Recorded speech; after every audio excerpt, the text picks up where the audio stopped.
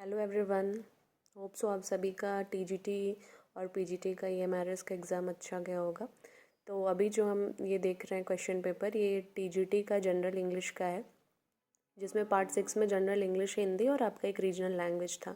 तो आइए देखते हैं इसका सही आंसर क्या है। देखिए, पहला क्वेश्चन था what time do you have dash lunch. तो यहाँ पे जो आर्टिकल होगा वो अ लंच होगा। ठीक है, यहाँ पे आर्टिकल अ लंच होगा क्योंकि लंच के टाइम की बात पूछी जा रही है। ठीक है, फिर do you have anything else for me. तो इसमें हमें पार्ट ऑफ स्पीच एल्स जो है वो क्या है वो बताना था। तो देखिए, एल्स यहाँ पे एडवर्ब है, क्योंकि ये जो एनीथिंग है उसको मॉडिफाई कर रहा है। तो यहाँ पे जो एल्स है ये एडवर्ब की तरह पार्ट प्ले कर रहे हैं यहाँ पे। तो ये एल्स जो है ये एडवर्ब है। इसके बाद हमें यहाँ वॉइस चेंज का आया था, we can gain nothing without efforts. तो इसमें जब हम पैसिव में इसको चेंज करेंगे तो इसका हो जाएगा nothing can be gained without efforts. By us भी हो सकता था, पर बिना बाय अस के भी ये हो सकता है। तो इसका 103 का फर्स्ट सही है।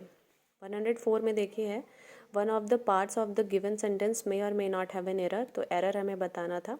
तो यहाँ पे देखिए जो ये सी पार्ट है डिस्पाइट ऑफ, इसमें एरर होगा क्योंकि ऑफ जो है ये डिस्पाइट के साथ नहीं लगता।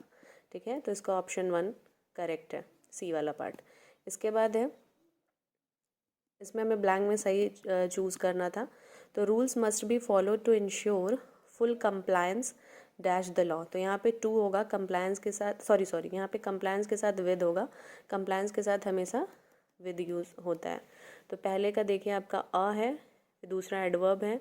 103 का फर्स्ट ऑप्शन है, 104 का भी फर्स्ट है, और 105 जो है इसका आपका विद होगा। आइए देखते हैं आगे। अब देखिए, इसमें आपको जो है अंडरलाइन पार्ट का क्लॉज बताना था। यहाँ पे है I am glad that you liked it. तो इसमें जो ये आपका पूरा पार्ट है दैट यू लाइक्ड इट, इसका बताना था क्लॉज, और ये है नाउन। ठीक है, फिर इसके बाद है आपको इनको सही क्रम में लगाना था सेंटेंस को, ताकि एक मीनिंगफुल सेंटेंस बन सके इन सारे ऑप्शंस का। तो इसका ऑप्शन थर्ड होगा, जो कि होगा as a result of heavy rains this year the mud wall fell down. ठीक है, तो ये हो जाएगा। इसके बाद देखिए यहाँ पे अपोजिट बताना था डिजेनरेट का। तो डिजेनरेट का अपोजिट जो होता है ये प्योर होता है। ठीक है, डिजेनरेट का एडजेक्टिव मीनिंग यहाँ पे दिया है। तो डिजेनरेट मीन्स बेकार चीज़ होता है, और प्योर मतलब आप अपने थॉट्स में प्योर हैं। तो इसका डिजेनरेट का अपोजिट यहाँ पे प्योर होगा। इसके बाद यहाँ पे नियरेस्ट मतलब डेविएंट का बताना था। तो इसका मतलब कुछ अनयूजुअल जो होता है उसको कहते हैं डेविएंट, तो इसको बोलते हैं। तो इसका एबनॉर्मल होगा इसका मीनिंग। तो 109 का आपका सेकंड हो जाएगा। इसके बाद है 110।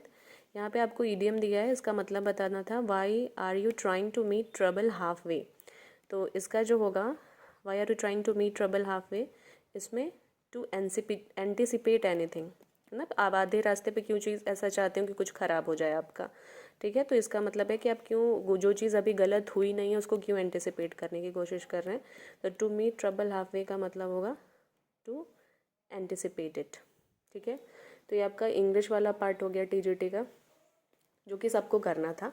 अब इसके बाद हिंदी का पार्ट देखते हैं। 10-10 क्वेश्चन तीनों से हैं, और आपको तीनों में से 30 मार्क्स में से 12 मार्क्स आने हैं, यानी 40%। ठीक है, अब देखिए 111th क्वेश्चन है, वर्तनी की दृष्टि में से कौन सा शब्द शुद्ध है। तो यहाँ पे देखिए उद्देश्य मेनली तो ऐसे लिखा जाता है, और अगर अभी मॉडर्न फॉर्म में देखें तो उद्देश्य ऐसे लिखते हैं, आधा द और दे।